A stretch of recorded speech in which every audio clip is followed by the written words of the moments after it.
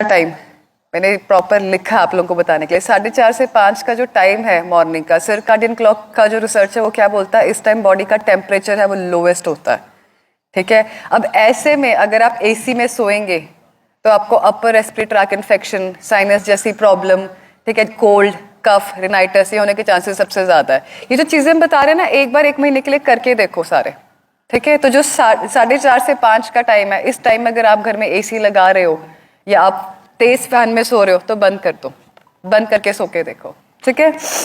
6 बजे का टाइम है, जो 6 AM का मॉर्निंग का टाइम है, वो आपका जो कॉर्टिसोल हार्मोन है, जो कि स्ट्रेस इंड्यूसिंग हार्मोन है, वो हाईएस्ट होता है। ऐसे में अगर आप बॉडी को रिलैक्स करने वाला कुछ भी एक्टिविटी करते हैं, जैसे कि मेडिटेशन हो गया, योगा हो गया, वो बॉडी को सबसे ज़्यादा फायदा देती है। नेक्स्ट चलते हैं 7 से 9 बजे। 7 to 9 AM का टाइम जो है आपका जो वाइटल फोर्स है आपके स्टमक में होती है, पेट में।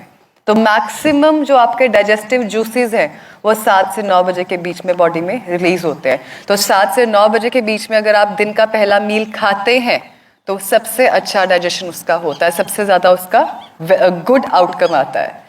7 बजे जो है आपका बीपी भी फ्लक्चुएट करता है। अच्छा, कोई जिसने कभी भी हार्ट इंस्टीट्यूट में काम किया हो उसको पता होगा, जो 7 बजे का टाइम है, अक्सर स्ट्रोक आना है किसी पेशेंट को, या जिस पेशेंट की टेंडेंसी है हार्ट की बीमारी है, उनको 7 बजे के टाइम के आसपास टेंडेंसी रहती है फ्लक्चुएशंस की।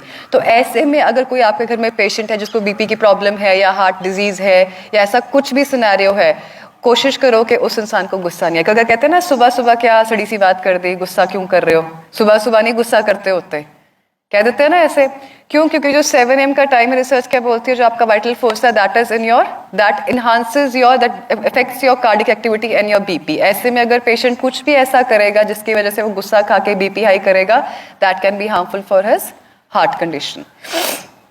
9 से 11 सर्काडियन क्लॉक क्या कहता है, आपकी बॉडी का टेस्टोस्टेरोन लेवल सबसे ज़्यादा हाई है। तो अगर आपको कोई भी ऐसा फोर्स वाला वर्क करना है, एक्टिविटी करना है, जैसे जिम वर्कआउट करना है, ठीक है, तो ये वाला जो आपका टाइम है वो बेस्ट है। तो इसी तरह जो आपका दिन का सारा साइकिल है वो सर्काडियन के हिसाब से एक क्लॉक बना हुआ है।